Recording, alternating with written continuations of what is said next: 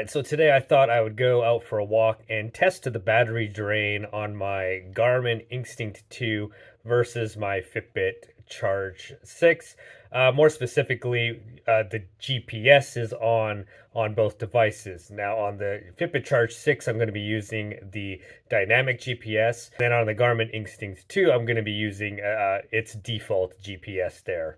So let's get these charged up and ready to go. Before we do that, I'm just going to set the GPS up on both devices before we get out there, just to save a little bit of time. So the first thing I'm going to do is just go over to the Garmin device there, and I'm going to go to the walk activity there. On the left here, I'm just going to hold down the menu area there. It's going to have the walk settings there. Then I'm just going to push walk settings like that. Then I'm going to scroll down and go to, satellites there. Push that. It is the US Global Positioning System, which is GPS, and it is also using the Russian Global Navigation Satellite System, which is GLONASS. So that's by default on the Garmin. That's ready to go. Now let's switch over to the Fitbit Charge 6 there. I'm just over at the settings there. Just going to push the gear icon here and scroll down, and then eventually I'm going to get to GPS right there. I'm going to push that, and there it is.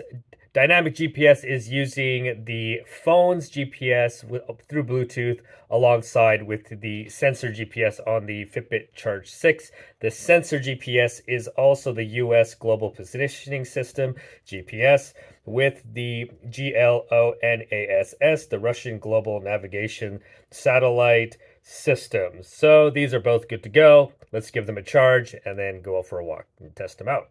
All right, taking a look, we're at 100% on both watches. So yeah, let's get out there and walk around and test that battery drain on the GPS there.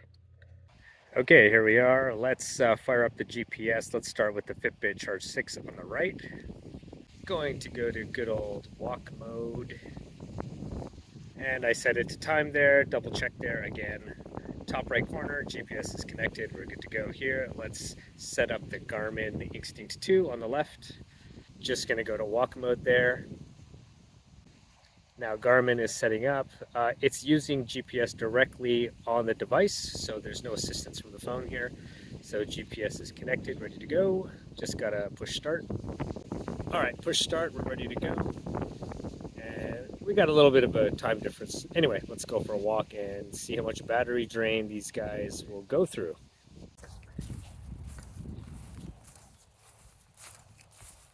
All right, let's check in here. So about 20 minutes or so in, and the GPS on the Fitbit Charge 6 is still connected. You can see in the top right corner, it shows a phone icon. So that means it's using the phone. And then the GPS on the Garmin Instinct 2 on the left, that circular icon now is showing my heart rate. And distance is about 1.4 kilometers. Shall we keep walking? All right, check in again here. So just about 34 minutes. GPS has been running on both of them. And yeah, let's check out the distance here. For the Fitbit Charge 6 on the right, 2.26 kilometers. And then the Garmin, on the left there, the Garmin Instinct 2, it's about 2.29 kilometers. So very similar. Yeah, so GPS is kicking away there.